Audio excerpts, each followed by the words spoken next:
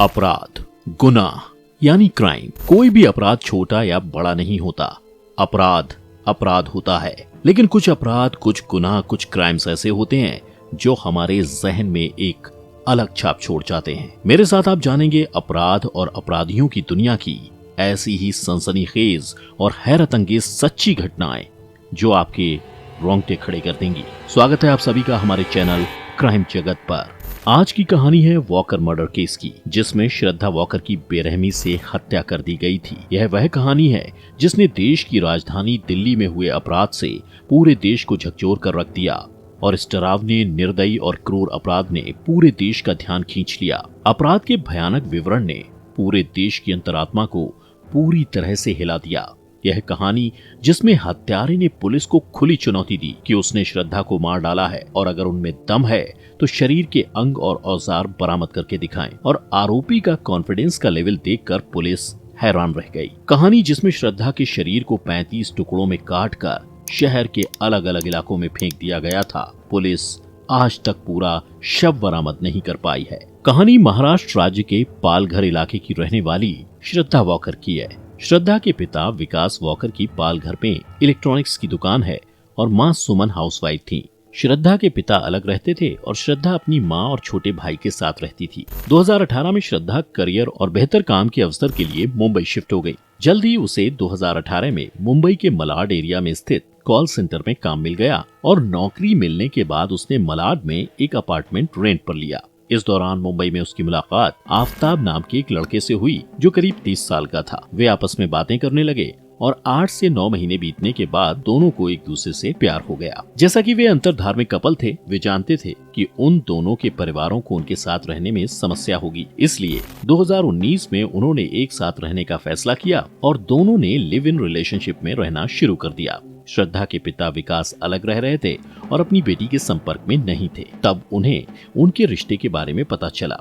वो आफ्ताब के मुस्लिम होने से खुश नहीं थे और उसने उनके रिश्ते का विरोध किया और पिता और बेटी के बीच संबंध और भी बिगड़ गए। विकास और श्रद्धा ने एक दूसरे से बात करना छोड़ दिया। आफ्ताब के परिवार को भी अपने बेटे के लिव इन रिलेशनशिप से दिक्कत थी। जनवरी 2020 में श्रद्धा की मां का निधन हो गया और उनके निधन के बाद श्रद्धा का अपने परिवार से रिश्ता टूट गया और श्रद्धा अपने परिवार के किसी भी सदस्य के संपर्क में नहीं रही।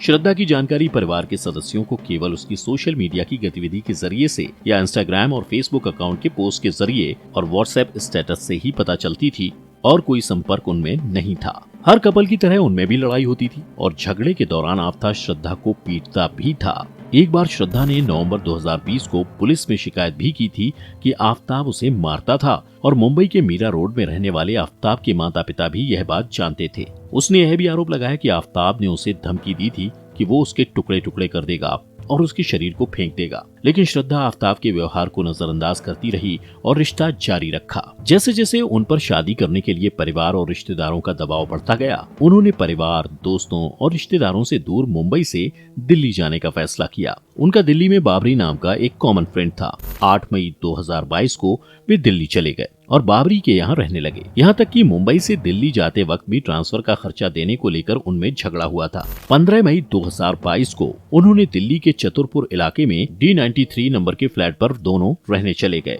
श्रद्धा लंबे समय से आफ्ताब को शादी करने के लिए कह रही थी। वो बताती थी कि हम लिव इन रिलेशनशिप में काफी रह चुके हैं और अब शादी करने का समय आ गया है। आफ्ताब उसे ये कहते हुए मना करता रहता कि ये शादी करने का अच्छा समय नहीं है। आफ्ताब ने सोचा कि श्रद्धा को ट्रस्ट इशू है और उस वजह से वह अक्सर गुस्सा हो जाती है। श्रद्धा को आफ्ताब से संकेत मिल रहे थे और उसने फैसला किया कि अब आगे बढ़ने का समय आ गया है, लेकिन श्रद्धा आफ्ताब से संबंध तोड़ने की हिम्मत नहीं जुटा पा रही थी। जब वे दिल्ली में थे, वे अच्छे संबंधों में नहीं थे और एक दूसरे के साथ उनका रिश्ता टूट गया था। वे अब रिलेशनशिप में नहीं थे। दोनों दिल्ली में फ्लैटमेट्स के तौर पर रह रहे थे, न कि एक कपल की तरह। श्रद्धा 17 मई को गुरुग्राम में एक डेट पर गई थी जो उसे डेटिंग ऐप मोबाइल के जरिए मिली थी। अगले दिन 18 मई 2022 को दोपहर बाद श्रद्धा अपने महरौली स्थित फ्लैट पर लौटी। आफ्ताब इस बात से नाराज था कि श्रद्धा 17 मई 2022 को किसी के साथ डेट पर गई थी। इसने स्पष्ट रूप से दोनों के बीच एक अंतिम लड़ाई शुरू कर दी और फिर आफ्ताब ने श्रद्धा का गला मजबूती से पकड़ लिया और तब तक उसका गला दबाता रहा जब तक कि वो मर नहीं गई। आफ्ताब ने श्रद्धा की गला दबाकर हत्या कर दी आफताब ने 18 मई 2022 रात 9 से 10 बजे के बीच श्रद्धा की हत्या की थी। श्रद्धा की हत्या करने के बाद उसने कुछ देर आराम किया। फिर आफताब ने जोमेटो ऐप से ऑनलाइन खाना मंगवाया और खाना खाया। फिर आराम करने का फैसला किया और सोने चला गया। वह देर रात को उठा और लाश को ठिकाने लगाने के तरीके पर काम करने लगा। आफताब डर गया था क्योंकि वो जानता था कि अगर उसने लाश को कहीं फेंका तो वो पकड़ा जा सकता था। उसने पूरी रात गूगल पर सर्च किया ताकि लाश को ठिकाने लगाने के तरीके खोजे जा सकें और कोई संदेह पैदा ना हो। आफताब क्राइम शो देखता था और उसने शरीर के कटे हुए हिस्सों को प्रिजर्व करने और बाद में उसे निपटाने का आइडिया उसे वहां से मिला। उसने इंटरनेट पर यह भी खंगाला कि शरीर के टुकड़े करने के लिए उसे किस तरह के चॉपर या चाकू का इस्तेमाल करना होगा। उसने श्रद्धा के शरीर के कटे हुए अंगों से छुटकारा पाने के लिए इंटरनेट पर शहर की अलग अलग जगहों की भी तलाश की। सब कुछ खोजने के बाद वह आराम करने के लिए सोने चला गया। अगली सुबह वह उठा, नाश्ता किया और फिर बाजार गया। उसने एक फ्रिज, पॉलीथीन के काले बैग और स्पेशल चाकू खरीदा जिसे उसने इंटरनेट पर खोजा था और जिसका उपयोग शरीर के टुकड़े करने में और शरीर को काटने के लिए किया जा सकता था। वह कुछ सुनसान जगहों पर भी गया और घनी जगहों की पहचान की जहां वह लाश को फेंक सकता था। सब कुछ लाकर दोपहर में वह बाथरूम में गया, पानी का नल चालू किया और नल के बहते पानी के नीचे श्रद्धा के टुकड़े करने लगा और टुकड़ों को बाथरूम में रख दिया ताकि सारा खून शरीर से बाहर निकल सके। शरीर से खून निकल जाने के बाद उसने कटे हुए टुकड़ों को काले पॉलीथीन बैग में डाल दिया और बैग को फ्रिज में रख दिया। आफताब ने पहले शरीर के उन अंगों को काटा था जिनसे बदबू आ सकती थी और जो जल्दी सड़ सकते थे, इसलिए उसने पहले लीवर और इंटेस्टाइन को काटा और उसका कीमा बना दिया। क्योंकि वह एक प्रोफेशनल शेफ था, इसलिए वह जानता था कि मांस पर चाकू का इस्तेमाल कैसे किया जाता है। सब कुछ करने के बाद उसने फिर से जोमेटो से ऑनलाइन खाना ऑर्डर किया और रात का खाना खाकर सोने चला गया। वह 19 मई 2022 की देर रात उठा और 2 बजे के करीब उसने फ्रिज में से पॉलीथीन की थैलियां निकाली और महरौली के जंगल में पैदल चलकर गया। सड़क पर कुछ लोग थे लेकिन अपने आप को शांत रखने के कारण किसी को कोई शक नहीं हुआ। उसने पॉलीथीन की थैलियों से भरे हुए श्रद्धा के शरीर के टुकड़ों को पास के छतरपुर और महरौली के जंगल में फेंक दिया। वह घर आया और बिस्तर पर चला गया। अगली सुबह वह उठा और उसी फ्रिज से पानी पिया जहां उसने शरीर के कटे हुए अंग रखे थे। फिर उसने उसी फ्रिज से दूध निकाला और चाय बनाकर नाश्ता किया। नाश्ता करने के बाद वह बाथरूम में गया और शाम तक बहते नल के पानी में श्रद्धा के टुकड़े करने लग गया और टुकड़ों को बैग में भरकर फ्रिज में उसने रख दिया। वापस फिर उसने जोमेटो से खाना मंगवाया, खाना खाया और सोने चला गया। रात को फिर देर से उठा और 2 बजे के करीब फ्रिज से प्लास्टिक की थैली निकालकर दूसरे सुनसान स्थान पर निकल गया और प्लास्टिक में रखे श्रद्धा के शरीर के अंगों को दूसरे स्थान पर फेंक दिया। यह रूटीन अगले 15 दिनों तक तकरीबन 5 जून 2022 तक चलता रहा। वह रोजाना रात के 2 बजे के करीब उठकर कटे हुए शरीर के अंगों को ठिकाने लगाता रहा और किसी को उस पर कोई शक नहीं हुआ। वह हर बार उसे अलग अलग जगह पर ठिकाने लगाता था। उसने सब कुछ नहीं निपटाया। उसने श्रद्धा के सिर, धड़ और शरीर के कुछ अन्य हिस्सों को फ्रिज में सुरक्षित रूप से अपने पास संभाल कर रखा। एक बार जब उसने शरीर के अंगों का निपटान कर लिया जिससे वह निपटाना चाहता था, तो उसने बाथरूम को ठीक से साफ किया। उसने सबूत नष्ट करने के लिए ब्लीच का इस्तेमाल किया और अन्य केमिकल्स का भी इस्तेमाल किया ताकि फर्श और बाथरूम में खून का एक भी दाग ना रहे। वह पूरे कमरे और बाथरूम में परफ्यूम रेगुलरली लगाता था। उसने श्रद्धा की हत्या के फिजिकल एविडेंस को मिटाने के लिए सब कुछ कर लिया ताकि कोई सबूत न रह जाए। सब कुछ हो जाने के बाद वह अपने सामान्य जीवन में वापस चला गया जैसे कि कुछ हुआ ही नहीं। वह बहुत आश्वस्त और कॉन्फिडेंट था। वह उसी फ्लैट पर रहा और उसने फ्रिज को भी नष्ट नहीं किया। श्रद्धा को अपने परिवार और दोस्तों की नजरों में कैसे जिंदा रखा जाए, इसका आइडिया उसने खुद लगाया। किसी भी संदेह को दूर करने के लिए वह श्रद्धा के इंस्टाग्राम प्रोफाइल पर पोस्ट करता रहा। करीब 1 महीने तक आफताब ने श्रद्धा का मोबाइल फोन इस्तेमाल किया। उसने किसी को फोन नहीं किया, बस व्हाट्सएप चैटिंग का इस्तेमाल किया और उसके इंस्टाग्राम प्रोफाइल पर पोस्ट करता रहा। हत्या के बाद आफताब ऑनलाइन डेटिंग ऐप बम्बल के जरिए एक लड़की से मिला और उसे 2 बार अपने घर पर लाया, जबकि श्रद्धा के शरीर के कुछ अंग अभी भी फ्रिज में रखे हुए थे। उसने एक अंगूठी भी उसे गिफ्ट की जो श्रद्धा की थी। वह बम्बल पर कुल मिलाकर करीब 15 से 20 लड़कियों के संपर्क में था। आफताब जून में मुंबई गया था और उसी वक्त उसने श्रद्धा का मोबाइल समंदर में फेंक दिया था।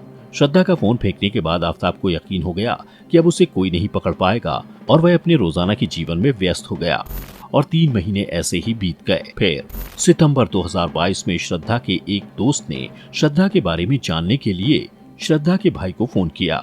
उसने श्रद्धा के भाई से कहा कि वह 2.5 महीने से उससे संपर्क करने की कोशिश कर रहा है, लेकिन उसका मोबाइल स्विच ऑफ आ रहा है और वह उससे संपर्क नहीं कर पा रहा। उसके सोशल मीडिया अकाउंट्स के इनएक्टिव होने से परिवार भी चिंतित था। श्रद्धा के परिवार और दोस्तों ने श्रद्धा से संपर्क करने की कोशिश की, लेकिन वे श्रद्धा से संपर्क करने में असफल रहे। उन्होंने श्रद्धा के बारे में जानने के लिए आफताब से भी संपर्क किया।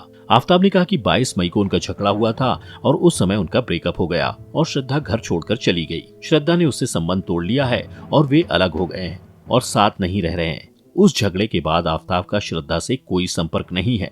श्रद्धा का संपर्क न होने के कारण आखिरकार श्रद्धा के पिता विकास वॉकर ने सितंबर में पालघर में मिसिंग पर्सन की शिकायत पुलिस में दर्ज कराई। पुलिस ने विकास से आफताब का नंबर हासिल किया और पूछताछ के लिए आफताब को बुलाया, क्योंकि उस वक्त आफताब मुंबई में था। पुलिस ने आफताब से पूछा तो उसने एक ही बात कही कि उन दोनों का ब्रेकअप हो गया है और वह श्रद्धा के संपर्क में नहीं है। जिस समय मुंबई पुलिस ने सितंबर में आफताब को बुलाया था, उस वक्त श्रद्धा का सिर और धड़ छतरपुर दिल्ली में आफताब के फ्रिज में था। आफताब से पूछताछ के बाद पुलिस ने मामले को महरौली पुलिस स्टेशन को ट्रांसफर कर दिया, क्योंकि श्रद्धा का लास्ट नोन लोकेशन छतरपुर में था। मुंबई पुलिस द्वारा पूछताछ के बाद आफताब वापस दिल्ली लौटा और 18 अक्टूबर को उसने श्रद्धा के सिर और धड़ को जलाया ताकि कोई श्रद्धा के सिर को पहचान ना पाए, और फिर नष्ट कर दिया। चूँकि मामला महरौली थाने को ट्रांसफर कर दिया गया था, अब महरौली पुलिस ने आफताब को पूछताछ के लिए बुलाया। आफताब ने महरौली पुलिस को बताया कि श्रद्धा 22 मई 2022 को घर से निकली थी, जब उन दोनों का झगड़ा हुआ था। उसने कहा कि वह केवल अपना फोन लेकर चली गई थी, वह अपना सारा सामान घर पर ही छोड़ गई थी। इसके बाद आफताब ने उससे संपर्क नहीं किया था। आफताब को जब भी पूछताछ के लिए बुलाया गया तो उसने कभी भी चेहरे पर बेचैनी या घबराहट नहीं दिखाई। पुलिस ने आफताब के कॉल रिकॉर्ड्स चेक किए और पाया कि आफताब सच बोल रहा है और आफताब ने कभी श्रद्धा को फोन करने की कोशिश नहीं की। अब पुलिस ने श्रद्धा के मोबाइल कॉल रिकॉर्ड्स और उसकी आखिरी लोकेशन जानने का फैसला किया और मामले की जांच की। श्रद्धा के मोबाइल के लोकेशन और डिजिटल इम्प्रिंट से पुलिस को पता चला कि 26 मई 2022 को नेट बैंकिंग के जरिए श्रद्धा के बैंक अकाउंट से आफताब के बैंक अकाउंट में 54,000 रुपए ट्रांसफर किए गए थे। इसने आफताब के झूठ का पर्दाफाश कर दिया कि आफताब का 22 मई के बाद श्रद्धा के साथ कोई संपर्क नहीं था। पुलिस ने जांच में पाया कि बैंक ट्रांसफर की लोकेशन घर के पास महरौली इलाके में थी। श्रद्धा के सोशल मीडिया के अकाउंट्स के डेटा हासिल करने के बाद पुलिस को पता चला कि 31 मई 2022 को श्रद्धा के इंस्टाग्राम अकाउंट से एक चैट हुई थी, जिसका लोकेशन उसके महरौली वाला अपार्टमेंट ही था। पुलिस को आफताब पर शक हुआ, क्योंकि अगर श्रद्धा 22 मई को घर छोड़कर चली गई थी तो उसके चैट का लोकेशन घर क्यों दिखा रहा है। अब पुलिस ने आफताब को फिर से पूछताछ के लिए बुलाने का फैसला किया, क्योंकि उसके बयान में कुछ डिस्क्रिपेंसी थी और पुलिस जानती थी कि आफताब कुछ छिपा रहा है। पुलिस ने तय किया कि इस बार वह आफताब से कड़ी पूछताछ करेगी। 12 नवंबर 2022 को आफताब को गिरफ्तार कर लिया गया। पुलिस ने आफताब से सख्ती से पूछताछ शुरू की। पुलिस द्वारा सवाल पूछने के बाद वह अपने बयान बदलता रहा। पुलिस का उस पर शक बढ़ता गया। आखिर में आफताब इस सवाल का जवाब नहीं दे पाया कि अगर श्रद्धा उसका फोन ले गई थी तो श्रद्धा के फोन का लोकेशन आफताब का अपार्टमेंट क्यों बता रहा है। इसी समय आफताब ने सच्चाई का खुलासा किया और सब कुछ उगल दिया। आफताब की कन्फेशन में सच्चाई सामने आने के बाद पुलिस के होश उड़ गए। आफताब का कॉन्फिडेंस देखकर पुलिस भी दंग रह गई। पुलिस ने आफताब को न्यायिक हिरासत में ले लिया। पुलिस ने 5 दिनों तक आफताब के साथ हर उस जगह पर खोज की जहां उसने शरीर के टुकड़े फेंके थे। अभी तक छतरपुर व महरौली के जंगल व अन्य जगहों से 13 से अधिक हड्डियां बरामद की जा चुकी हैं। 100 फुट रोड से शव के टुकड़े भी बरामद किए गए। पुलिस ने आफताब के अपार्टमेंट से वह फ्रिज जब्त कर लिया जिसमें श्रद्धा के शरीर के अंग रखे हुए थे। पुलिस ने किचन से 5 चाकू बरामद किए। पुलिस का मानना है कि इस चाकू का इस्तेमाल आफताब ने श्रद्धा के शरीर के टुकड़े करने के लिए किया था। CFSL की टीम को उसके बाथरूम में खून के धब्बे मिले। उन्हें नाले के अंदर हड्डियां भी मिली। उन्हें सिर्फ उन जगहों पर खून के निशान मिले जिन्हें आफताब हाइड्रोक्लोरिक एसिड से साफ कर सकता था। वो अभी भी पुलिस हिरासत में है और पुलिस ने उसका नार्को टेस्ट भी कराया था। नार्को टेस्ट में भी उसने वही बताया जो उसने पुलिस के कबूलनामे में कहा था। तो आज के लिए बस इतना ही और अंत तक हमारे साथ बने रहने के लिए आपका बहुत बहुत शुक्रिया। आगे भी हमारे साथ बने रहिए, क्योंकि हम आपके लिए मोस्ट इंटरेस्टिंग और फैसिनेटिंग ट्रू क्राइम स्टोरीज आगे भी लाते रहेंगे। अगर आपको हमारा वीडियो अच्छा लगा तो वीडियो को लाइक जरूर करें और आगे भी क्राइम वीडियोस देखने के लिए हमारे चैनल को सब्सक्राइब करें। Thank you.